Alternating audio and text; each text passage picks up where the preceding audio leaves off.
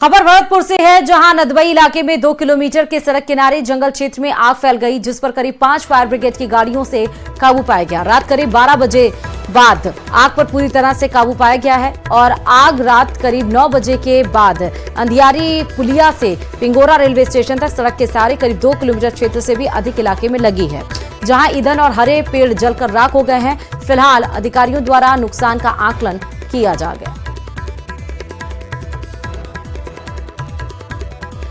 तो आग की लपटें आप देख सकते हैं, 5 किलोमीटर तक 2 किलोमीटर से भी ज्यादा एरिया में आग लगी है। 5 फायर ब्रिगेड की टीम को बुलाया गया है और उसके बाद कड़ी मशक्कत के बाद, घंटों की कड़ी मशक्कत के बाद आग पर काबू पाया गया। हालांकि आग किस वजह से लगी है, नदबई इलाके में जो जंगल में आग फैली है उसका कारण क्या है, उसका पता लगाया जाएगा। लेकिन फिलहाल ये रात के समय आप देख, एक तो रात के समय ऊपर से जंगल में, तो यानी आग बुझाने में काफी ज्यादा मुश्किलों का भी सामना करना पड़ा।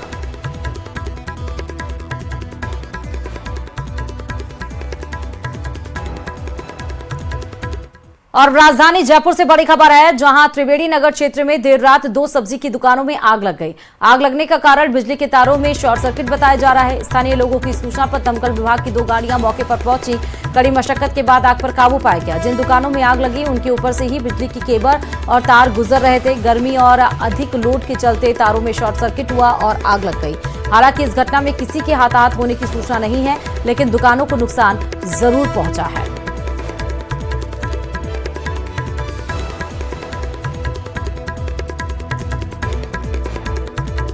तो जितना तेज भीषण गर्मी पड़ रही है, उस तरह से आप देखिए कि आग की घटनाएं भी लगातार बढ़ती जा रही हैं। पहले तो भरतपुर के नदबई इलाके में जंगल में आग लगी 2 किलोमीटर तक। उसके बाद आप देखिए जयपुर, राजधानी जयपुर में 2 दुकानों में आग लग गई। हालांकि बताया जा रहा है कि शॉर्ट सर्किट की वजह से आग लगी है।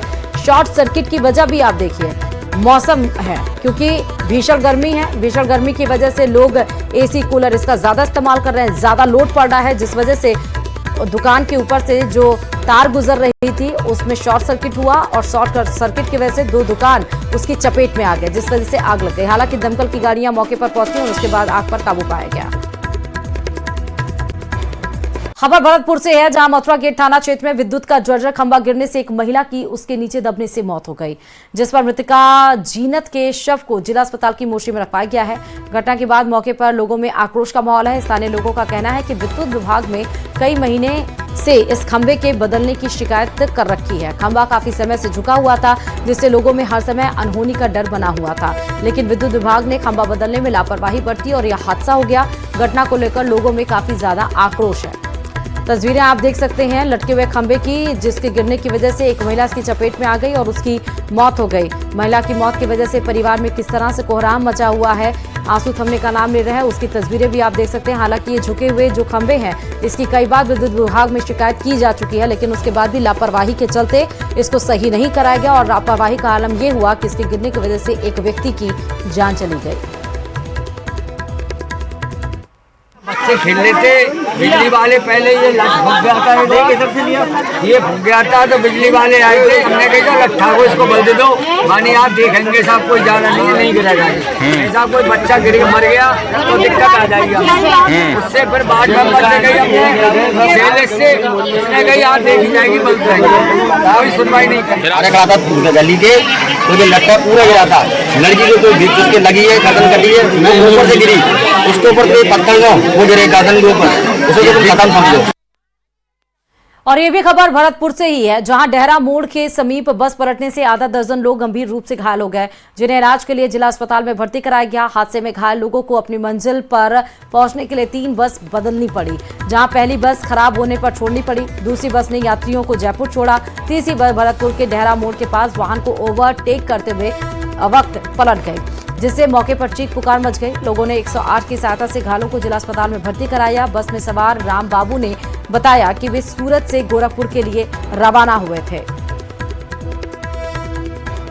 तो ओवरटेक करते हुए बस हादसे का शिकार हुई। हादसे के बाद से बस की तस्वीरें आपको दिखा रहे हैं। इसमें सवार यात्री जो इस दुर्घटना का शिकार हुए, जो लोग घायल हुए, उनको फौरन अस्पताल में एडमिट कराया गया, जिस वजह से उनका प्राथमिक इलाज हो पाया। हादसे में 6 लोग ज्यादा घायल बताए जा रहे हैं। पश्चिम बंगाल के लिए अवैध बांग्लादेशियों का दूसरा जत्था रवाना कर दिया गया। 153 बांग्लादेशियों को पश्चिम बंगाल के लिए रवाना किया गया और एयरफोर्स के एयरपोर्ट से इन सभी सुरक्षा के साथ इन सभी को रवाना किया गया है। जयपुर और सीकर से सड़क मार्ग से ये अवैध तरीके से लाए गए थे। बांग्लादेशी जोधपुर कड़ी सुरक्षा के बीच एयरफोर्स के एयरपोर्ट में ये रवाना किया गया है। इनको प्रवेश कराया गया है। पुलिस प्रशासन के वरिष्ठ अधिकारी मॉनिटरिंग करते रहे हैं। तो यानी कि रोड के जरिए इनको अवैध तरीके से लाया गया, लेकिन अब एयरफोर्स के जरिए इनको एयरपोर्ट पर पूरी मॉनिटरिंग के साथ, पूरी निगरानी के साथ वापस भेजा जा रहा है।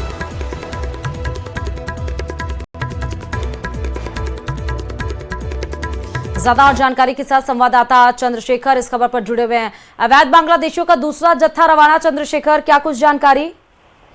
देखिए, गृह मंत्रालय के जो आदेश निकाले गए थे, जिसमें जितने भी गैर भारतीय मुल्क के लोग हैं उनको ये आगाह किया गया था कि 48 घंटे के अंदर भारत को छोड़ दे।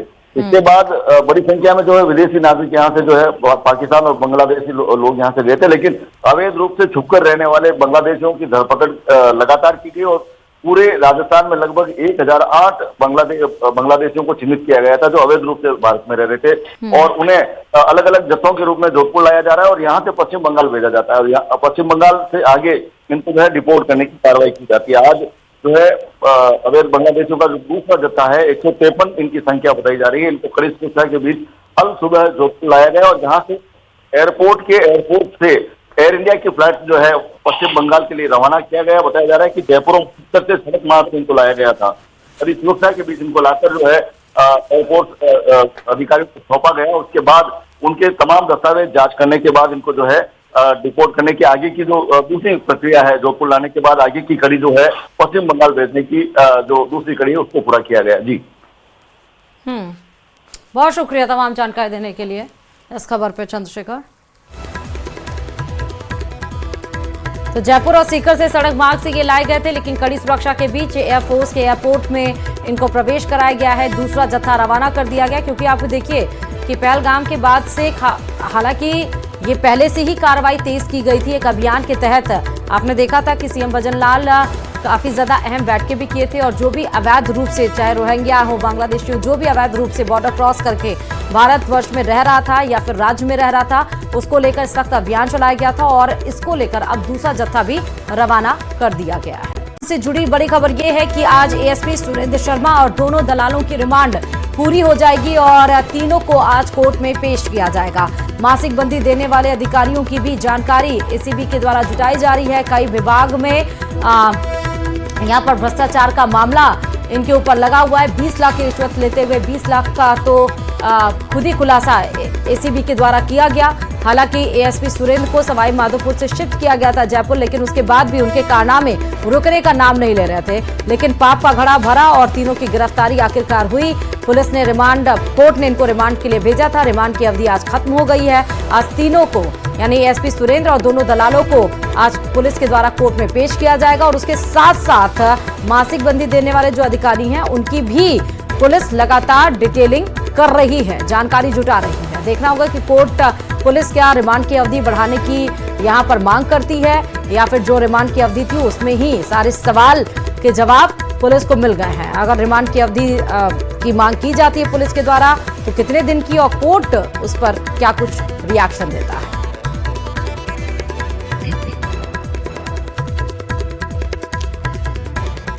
खबर उदयपुर से है, जहां कुराबड़ थाना क्षेत्र के बनकड़ा गांव में घर के आंगन में सो रही वृद्धा से हुई लूट के मामले का पुलिस ने खुलासा कर दिया।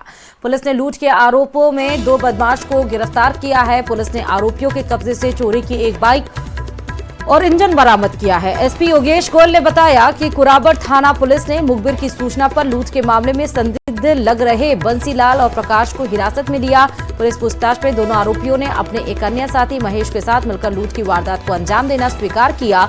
उदयपुर और सरुंबर जिले के विभिन्न थाना इलाकों में लूट की 5 वारदातों को भी अंजाम देना स्वीकारा है। निवासी जो गांव की निवासी है उसके साथ रात्रि में घर में घुसकर कुछ लोगों ने उसकी नथ मांगलिया वगैरह छीन लिया था, जिसमें महिला गंभीर रूप से घायल भी हुई। उस गैंग का पटाक्षेप करते हुए 2 लोगों को गिरफ्तार किया गया। ये दोनों ही लोग, जिसमें एक बंशीलाल और बंटी है जो कुराबड़ का निवासी है और एक प्रकाश और पिंटू उर्फ आंतक निवासी हिरण मगरी है, प्रकाश हिरणमगरी थाने का हिस्ट्री शीटर भी है और इसके विरुद्ध पूर्व में कई चोरी, लूट आदि के कई प्रकरण दर्ज है। इन दोनों को गिरफ्तार करके प्रारंभिक पूछताछ में इन्होंने यह कुराबड़ में महिला के साथ जो लूटपाट हुई है उसको करना स्वीकार किया है।